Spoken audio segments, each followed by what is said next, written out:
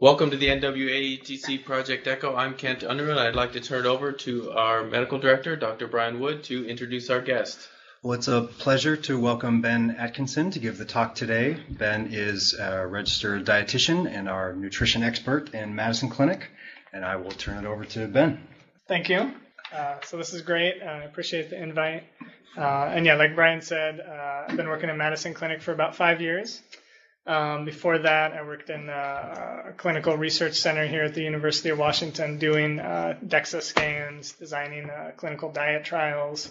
So hopefully I'll be able to bring some expertise from both of those careers into this talk here today. Besides that, you can find me around town riding my bike a whole bunch, staying in shape. I got to walk the talk. And this is what we're going to learn today. We're going to talk about population norms, which I think is a new thing for our field. We're going to talk about what happens with people who are maybe outside of these norms, and then we'll talk about what to do when people are outside of these norms, both lifestyle and medication, and maybe we can discuss those options a little bit after my talk. First, a few quick definitions. We are going to focus on anthropometrics, and basically I just think of this as like the cheap, easy-to-do stuff.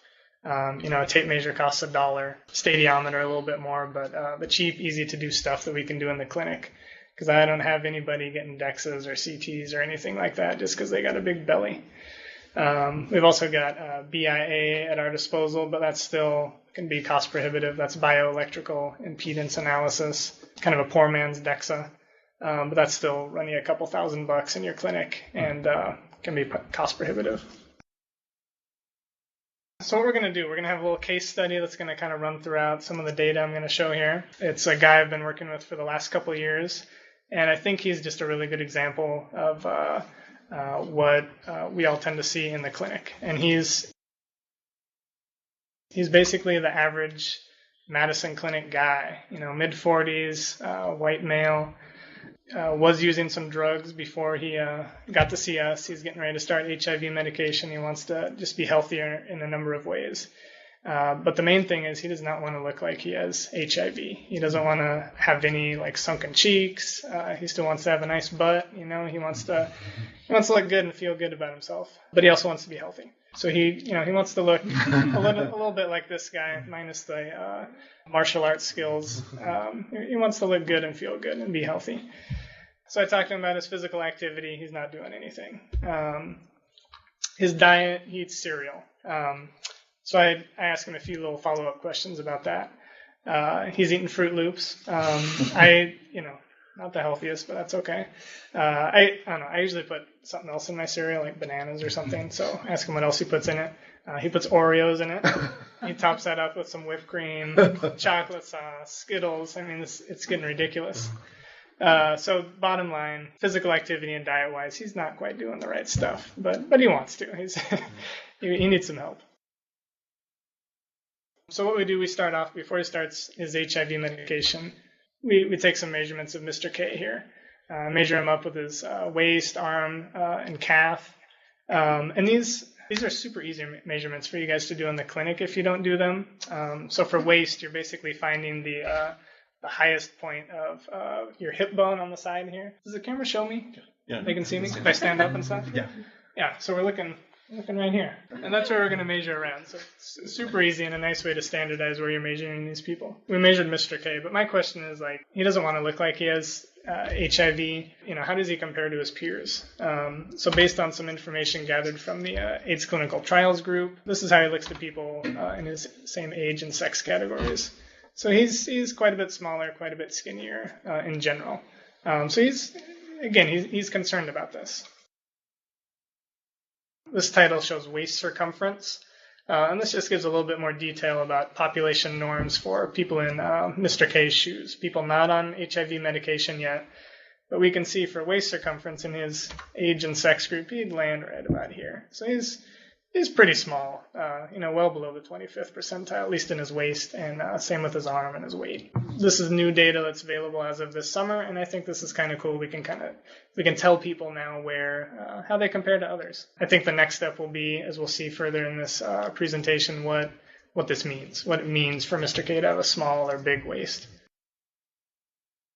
Comparing to the general population, Mr. K and other folks like him, we can see, again, data from the AIDS clinical trials group in 2 different time periods. So looking at the first time period, late 90s to early 2000s, second time period, the mid to late 2000s, comparing ALERT, that's the AIDS clinical trials group, and NHANES, the general population. You can see that the waist circumference, or even if you look at weight or arm circumference, any of these other measures, compared to the general population, people not on HIV meds, incredibly smaller, no matter how you look at it. Mr. K is, he's expressing this to me. He feels this. He feels like people look at him like he has HIV, like he is small. So what happens with Mr. K after about a year and a half? He's gaining. He's getting bigger. Some of this he likes, some of this he doesn't. And here's how he does it. Number 1, he is taking HIV medication. We think that probably plays a role. We know that resting energy expenditure when you are not on HIV medication is roughly 10% more than it is if you are taking HIV meds. So there's that playing into this. Mr. K, though, also has changed his diet. We've worked really hard. So, for instance, breakfast, he's doing like French toast, bacon, putting some butter and syrup on these items, doing a nice big glass of juice. He's eating snacks between meals. He's making food at his home so he can incorporate like some healthy oils to boost the calorie levels. But the one thing that he's still a little concerned with is waist. I mean, now he's up to about a 35-inch waist. So he's kind of gone in the opposite direction in his opinion. He's not by any means a big fat guy, to put it bluntly. But he's still not quite as comfortable with his body as he would like. And is this typical? Over time, looking at some well-designed trials, this is one ACTG trial, but there are many others showing similar results. Looking at the colored lines, we've got waist circumference, arm, hip, or thigh circumference. And you can see that over about a year and a half, with waist circumference, we do tend to see some pretty solid increases. Arm, hip, and thigh, we see initial increases, and then they kind of taper off to either no change or a slight decrease. And the point I really want to make is that these purple lines, do you love these drawings and how straight those lines are? The purple lines are showing DXA scans on these same individuals, and they correlate quite nicely with any of these circumference measurements. I mean, correlation coefficients of like 0.6, 0.7, so really nice correlations. So I would say what we're seeing with Mr. K, especially in terms of his waist, is quite typical. I forgot to mention he's also doing quite a bit of bodybuilding. We got him hooked up with the YMCA, got a cheap membership, and he's doing some resistance training at least 3 times a week, which is, I think, where some of the arm and calf size increases are coming from. He's getting a lot more defined in that arena.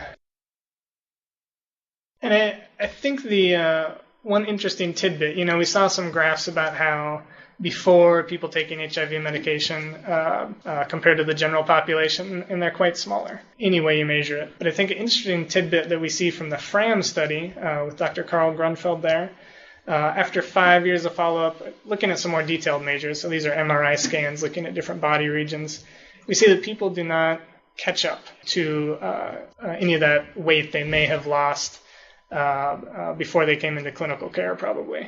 So the hashed bars, you can see those are folks with HIV. A little tidbit to remember is this wasn't a randomized controlled trial. These people were taking HIV meds before the study started.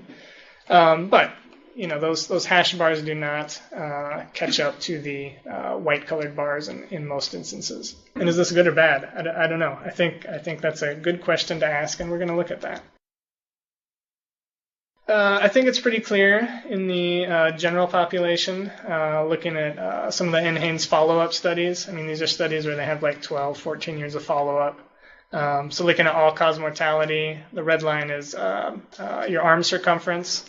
So as your arms get smaller, your chance of dying from any cause gets bigger. With BMI, you've probably seen this J or U-shaped curve a ton.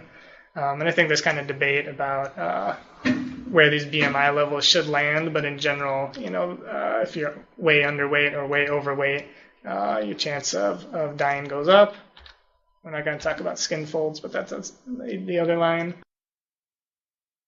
And even in the HIV-infected population, more data from FRAM, where they've, in addition to the full body MRIs, they did some anthropometric measures. We can see that arm circumference, that's AC, thigh circumference, TC, waist circumference, WC. As your arms do get bigger, you've got a lower chance of dying. The opposite with thighs, the bigger those, or the same with thighs, excuse me. Bigger leg or the bigger arm you've got, healthier you are. An opposite for the waist. The bigger waist you've got, mortality goes up. Let's see. And, how this relates to, I think, more acute HIV issues. This was a nice study done in the military cohort by Nancy Crum-Sloan. I hope I'm pronouncing that right. But after about 4 years of follow-up, you can see people in the normal and overweight BMI ranges had much, much bigger, significantly bigger gains in CD4 count compared to their obese and definitely compared to their underweight counterparts. Clearly, I think some of these things that Mr. K is thinking about, while they may be aesthetic, I think they do have some definite health impacts.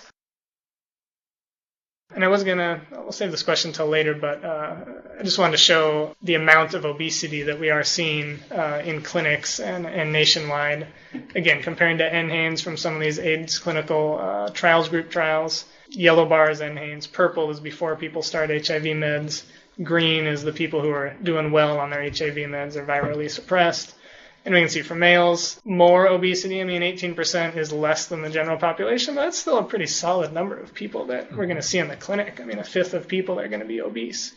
For women, it's probably even more so. A third of our clients are going to be dealing with obesity. So what do we do about this? You guys have talked about this medication before in the past, but I just wanted to rehash it here for a second. This, I think, is the most powerful graph from that study, looking at 52 weeks of tesamorelin, or brand name Agrifta. And the people in that really dark bar on the far left under VAT, visceral adipose tissue, those are the people who got tesamorelin for the whole 52 weeks. And you can see they really decreased their visceral adiposity. Not much change in subcutaneous adipose tissue, that SAT. And then the people who got it only the first 26 weeks, no change. So really, this really points to you got to be taking this stuff. Orlistat is another, or Ally. You can get a Target or your local grocery store, a little lower dose. It's something that I have a lot of patients ask me about. And this is just a case report from last summer. I think this guy was down in Australia. But you can see it was doing great on AAA, CD4 count up, viral load down. Took Orlistat for a month or two, and a big old blip in both those measures. Promptly stopped taking Orlistat, and things kept right on moving the way they were. Again, a case study. This is one guy. Personally, in the clinic, I have horrendous problems getting this covered by any insurance program. But again, you can buy this at your local grocery store. It is a little expensive though, but maybe not the best thing to use. A lot of caveats in these studies that in HIV-infected populations look at body shape, body composition, weight. I just copied this from one of them, one of the most well-cited ones. You see this all the time. We don't have info on diet, alcohol, physical activity. But one nice study that came out last summer down in Brazil took two groups of about 50 people before they started taking HIV meds, got them going on the National Cholesterol Education Panel, ATP3 diet guidelines, and that's just that little cheat sheet that we all look at to figure out when people need statins or not. It looks a little bit like this. And you can see, at least as far as their body mass index, those white circles or dark circles, their body weight stayed pretty even, whereas the control group gained, a good solid 10 to 15 pounds over the course of a year. Now these are people on all different kinds of HIV regimens, but still, this is something that since then I started incorporating in the clinic. So people who are coming to me before they start HIV meds all get a nice little spiel about eating healthy. So I take this information, which to me, I don't know how this applies to, this is a lot of numbers, a lot of number crunching, and I make it a little more simple. And this is a really nice resource, and I think puts it in terms that our patients can understand. It's heavy on the produce, which is low in calorie, high in micronutrients, high in fiber, all stuff that should help you keep a nice healthy body weight or body composition. A little bit of lean protein, lots of whole grains. And I do like this resource. I'll talk about it a little bit more later, but it's got some nice diet tracker tools that you can use for free, and I've got patients who use that. Email me the data, and we can go over it. It's really nice. So Mr. K, we remember he had this waist that was getting a little bit bigger than he wanted. So what we did about it was we went back through this and tried to apply this to what he's eating. So instead of French toast and bacon and butter in the morning, he's doing like a Carnation instant breakfast, a yogurt, and a banana. For lunch, he's doing one sandwich instead of two. He's not hitting the gym as hard as he used to, but he's still getting there 2 or 3 days a week. He's tapered off on the desserts. He's eating maybe half a cup of ice cream instead of 1 or 2 cups. So we've taken some pretty simple advice, applied it to Mr. K to help him reach his goals. And I think we've at least moderated some of the typical changes that we might see in the HIV-infected folks that we work with. Some nice resources here for you guys. Again, the Choosemyplate.gov, real nice government resource, has that pretty plate picture, which replaces the food pyramid because, interestingly, we eat off of plates instead of pyramids, so it works really well. The Infectious Disease Nutrition Dietetic Practice Group, IDNDPG, that's a national group that I'm on the board for. They've got a lot of nice free handouts on there. EatRight.org, big nutrition professional resource, a lot of free stuff there. And I really, really like this next one, the CDC's Diabetes Prevention Program.